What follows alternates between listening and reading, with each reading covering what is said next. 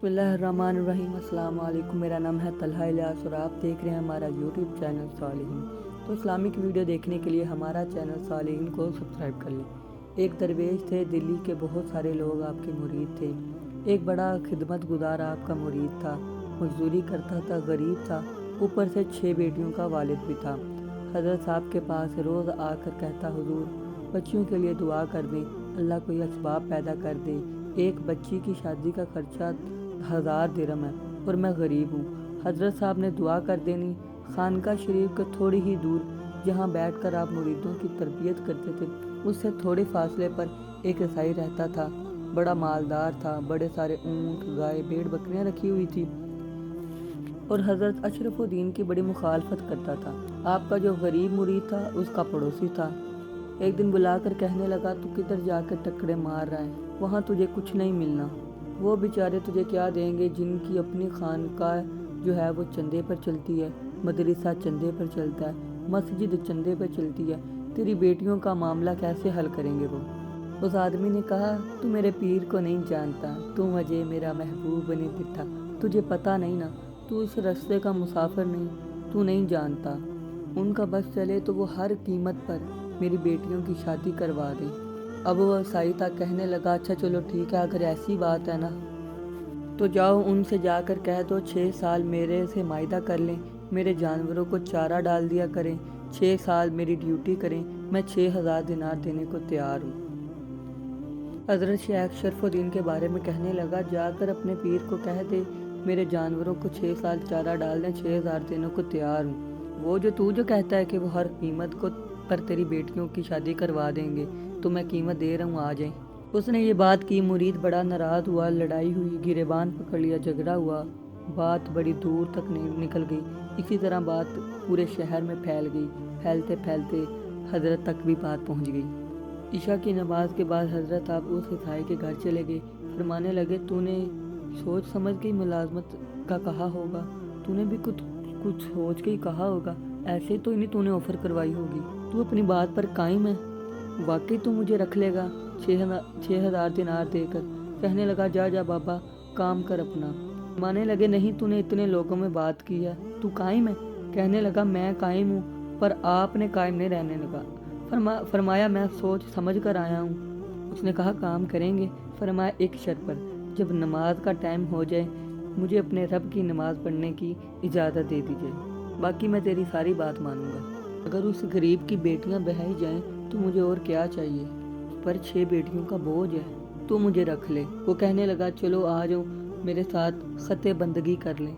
आजकल हमारे दौर में स्टाम होता है, उस दौर में खते बंदगी होता था, गुलामी की सनत जिसे कहती हैं। फरमाया, चल मैं तैयार हूँ। काजी तक बात पहुँच गई, तय हो गया, 6000 दिनार दे दिए। हजरत ने मुरीद को बुलाया, पुत्र ये ले, जा मेरी बेटियों को रवाना कर दे। मुरीद कहने लगा, हुजूर ये आप क्या कर रहे हैं? बात फैलती फैलती फैलती फैलती बादशाह तक पहुंच गई। बादशाह भी अब अकीदत रखने वाला था, 12000 दिनार लेकर पहुंच गया। क्या बताऊं, इन रब के बंदों के दिलों में कितना रहम होता है, दूसरे लोगों के लिए कितनी मोहब्बत होती है। अब बादशाह आ गया 12000 लेकर, आकर पेश किए। कहा, हुजूर ये लें 12000, ईसाई को डबल दें और जाके अपना काम करें। लोगों को दीन की तबलीग ने ये पैसे ले लें और जाएं इस ईसाई को इसका हिसाब चुकता कर दें। हजरत साहब कहने लगे, तू पैसे दे, शर्तें ना लगा, मेरा जहाँ दिल करेगा मैं वहाँ खर्च करूँगा। मुझे तो मज़ा ही अब आने लगा है ज़िंदगी गुजारने का। अपने लिए जिया तो क्या जिया, दूसरों के लिए जीना सीखें यार। पैसे दे, पाबंदी ना लगा।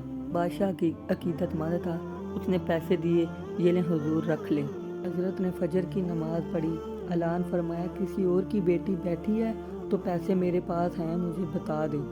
वो 12000 भी बांट दिए। फिर चले गए खेत में चारा काटने। उस ईसाई को किसी ने बताया कि उनके पास 12000 आए थे, पर उन्होंने तो उससे जान नहीं छुड़ाई। ये बात सुनी ना तो ईसाई वहाँ पहुँच गया जहाँ आप खेती बाड़ी कर रहे थे, खेत में काम कर रहे थे। तो थोड़ी दूर जाकर खड़ा हो गया, कहने लगा, बाबा पहले तो मैंने मुसलमानों का इखलाक सुना था, अब तो मैंने देख भी लिया है। बाबा बता, 12000 जब आया तूने मुझसे जान क्यों नहीं छुड़वाई? تو حضرت چارہ ڈالتے ڈالتے رو پڑے، کہنے لگے تو نہیں جانتا نا، یہ بیٹیاں جو ہیں یہ سب کی سانجی ہوتی ہیں۔ میرے رسول پاک صلی اللہ علیہ وسلم نے تو حاتم طائی کی بیٹی کے سر پر بھی کپڑا رکھ کر کہا تھا بیٹیاں سب کی برابر ہوتی ہیں۔ تجھے پتہ نہیں جب اس کی 6 بیٹیوں کی شادی ہوئی تو میرے اندر روحانیت کتنی بڑی ہے، 12,000 بھی آئے تھے، پھر بچیاں اپنے گھروں کو گئی ہیں۔ تجھے نہیں پتہ میرے اندر کتنا راضی ہوں میں اندر سے، میں اللہ کا کتنا شکر ادا کرتا ہوں۔ تو اس راستے کا مسافر نہیں، تجھے نہیں پتہ، تو فکر نہ کر، میں تیری نوکری کرتا رہوں گا، پتہ نہیں اللہ کتنی بیٹیوں کو بہا دے۔ وہ عیسائی نے بات سنی، اتنا رویا، قدموں میں آ کر بیٹھ گیا، کہنے لگا بابا میں تیری مخالفت کرتا رہا ساری عمر، پر جب سے تیرے قریب آیا ہوں نا اب آ کر پتہ چلا ہے بابا تو بہت اونچے اخلاق کا مالک ہے۔ اگر تیرا یہ مقام ہے تو جس نے تجھے اخلاق سجایا ہے، جس شخصیت نے تجھے اخلاق سجایا ہے، اس محمد عربی صلی اللہ علیہ وسلم کا کیا اخلاق ہوگا، جس کا تو نے کلمہ پڑھا ہے ان کی کیا شان ہوگی۔ اس عیسائی نے کلمہ پڑھا، مسلمان ہو گیا۔ دوستو اپنا اخلاق ایسا رکھو کہ خود لوگ تمہارے اخلاق سے متاثر ہو کر مسلمان ہو جائیں۔ کبھی کسی ظالم کی حمایت نہ کرنا، کبھی کسی ظالم کی حمایت نہ کرنا۔ میرے نبی پاک صلی اللہ علیہ وسلم کا فرمان ہے، جس کو پتہ تھا کہ فلاں آدمی ظالم ہے، ظلم کر رہا ہے، پھر وہ ظالم کا گواہ بنا یا ظالم کی مدد کی، تو خدا بھی اس سے بری و ذمہ ہے اور رسول بھی اس سے بری و ذمہ ہے۔ اللہ، جو ظالم کی مدد کرے اس سے اللہ کا رسول بری و ذمہ ہے، تو جو خود ظالم ہو۔ اللہ، الیکشن کے دن آئیں گے، لوگ پیسے لگا کر ظالموں کی مدد کریں گے، ظالموں کے بورڈ چوکوں میں لگ جائیں گے۔ ہم نے خود آگ لگائی ہے چمن اپنے میں، بے سبب گردش ایام کو الزام نہ دو۔ ہم نے خود نور کا ظلمت سے کیا ہے سودا، کر کے توہین سحر و شام کو الزام نہ دو۔ کاش آپ کو سمجھ آ جائے، ظلم نہ کرنا، کاش آپ کو سمجھ آ جائے۔ جب نبی پاک نے کہہ دیا کہ تیرا میرا تعلق ختم ہو گیا تو پیچھے کیا بچے گا؟ میرے دوستو ابھی موقع ہے۔ میرے نبی پاک صلی اللہ علیہ وسلم کا ایک اور فرمان سن لیں، ابن ماجہ ابو داؤد میں موجود ہے۔ اللہ کرے یہ حدیث سب مسلمانوں کو یاد ہو جائے۔ فرمایا اگر تو ظالم کی مدد کرے گا، سن لیں حضور صلی اللہ علیہ وسلم کا فرمان ہے، اگر تو ظالم کی مدد کرے گا تو رب تعالیٰ مرنے سے پہلے تیرے اوپر بھی ظالم کو مسلط کر دے گا۔ ظالموں کا ساتھ نہ دینا، کسی سے نہ پوچھنا کہ ظالم کون ہے، ظلم کون کر رہا ہے، دین مصطفیٰ کی شریعت کو سامنے رکھ لینا نا، اور آج کل کے حکمرانوں کو پرکھ لینا دین مصطفیٰ کی شریعت کے تحت، خود پتہ چل جائے گا کہ ظالم کون ہے۔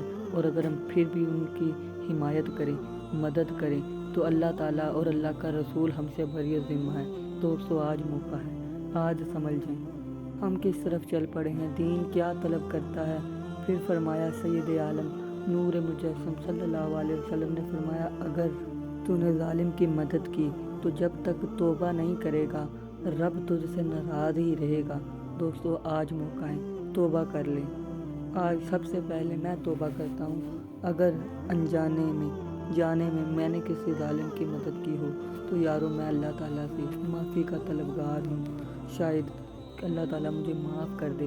یارو ابھی موقع ہے، آپ بھی معافی مانگ لیں۔ ظالم کی مددگار کی یہ سزا ہے، تو جو ظالم کا یار ہوگا اور جو خود ظالم ہوگا، یاد رکھنا میری بات، دل سے سننا، دل سے۔ مظلوموں کا کوئی نہیں ہوتا نا، جن مظلوموں کا کوئی نہیں ہوتا ان کا اللہ ہوتا ہے۔ ظالموں کا ساتھ نہ دینا، آپ نے خود بھی تو دیکھا ہوگا کہ جن لوگوں نے، جو لوگ ظالم تھے، ان کا انجام اللہ تعالیٰ نے کیا کیا۔ کیا آپ نے خود اپنی آنکھوں سے نہیں دیکھا کہ اللہ تعالیٰ نے ظالموں کے ساتھ کیا کیا؟ آپ فرعون کو کیسے بھول سکتے ہیں کہ اللہ تعالیٰ نے اسے آج تک عبرت کا نشان بنا کر رکھا ہے۔ میرے نبی پاک صلی اللہ علیہ وسلم نے فرمایا یاد رکھو میرا رب فرماتا ہے میں مظلوم کی مدد ضرور کروں گا، چاہے جلدی کروں چاہے دیر سے کروں، پر اللہ تعالیٰ مظلوم کی مدد ضرور کرے گا۔ تو آج موقع ہے ہم سب مل کر اللہ تعالیٰ کی بارگاہ میں توبہ کرتے ہیں۔ اللہ تعالی ہمیں معاف کرے۔